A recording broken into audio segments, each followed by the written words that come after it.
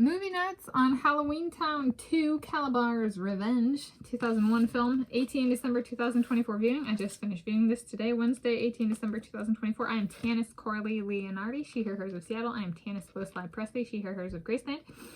And for this viewing, my description of the movie is, this is what I came up with, as a fiction film about a female teenager who, a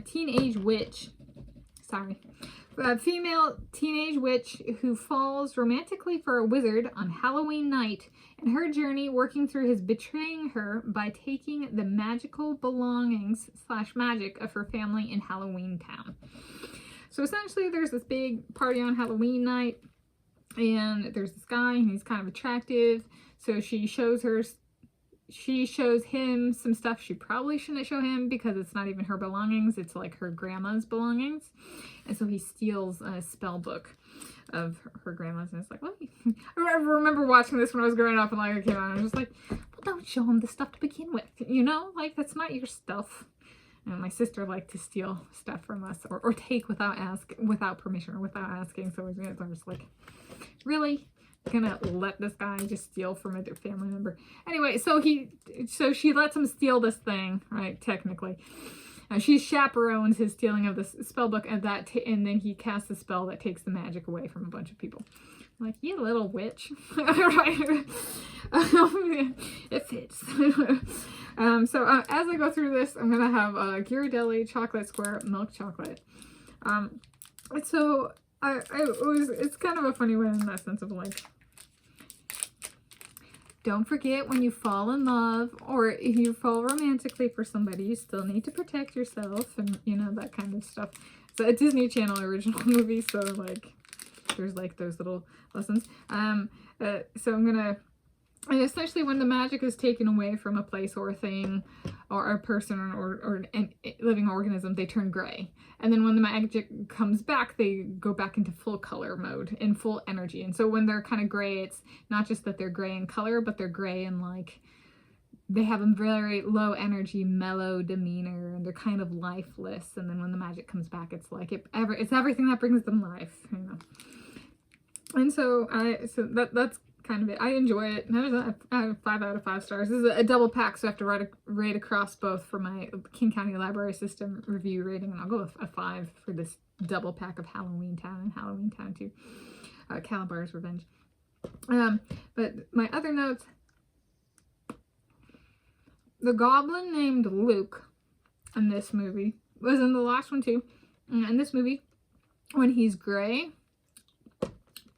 had his magic taken away, he looked a bit like Leon Marchand in this movie. I was watching, I was like, oh my gosh. They cast that guy because they knew he looked like Leon Marchand. Wasn't Leon Marchand part vampire? He's like 500. Okay. I'd say, so that's one. Another one, a more trending term. So I said that there's betrayal in this. A more trending term for betrayal since this movie came out, so this is 2001, is heartbreak. The key concept is attacking / inflicting harm on the heart of someone and or something. So that's true both for betrayal and heartbreak. And for both cases, I'd say they can both be intentional or non-intentional. Like heartbreak might be an output of something, but it's possible to not have it be the intent. Same with betrayal.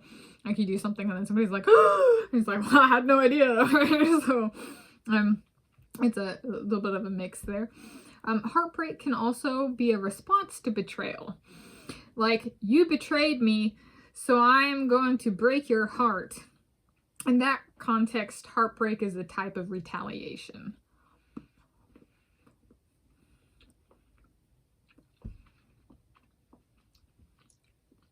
And last note, this is really good today, and this is kind of, since it's Halloween, I was like thinking of, is there a Halloween costume? Like if people go out or have gone out, let's make it about the past, have gone out dressed up as something, they might have like they don't use the word like betrayal in here and talk about retaliation and stuff. You kind of got to piece it together as a viewer. or a viewer of this, or something like, or somebody just talking about it like me, yeah, which is kind of like this. And so it's like, okay, so there's a costume that people might be able to speak to if they've dressed up. Is dressing up for Halloween as Jesus Christ a big thing? For those who have already done that, is the notability of Jesus Christ that he did not / does not have a soulmate. He is too superior for mere human love? Question mark.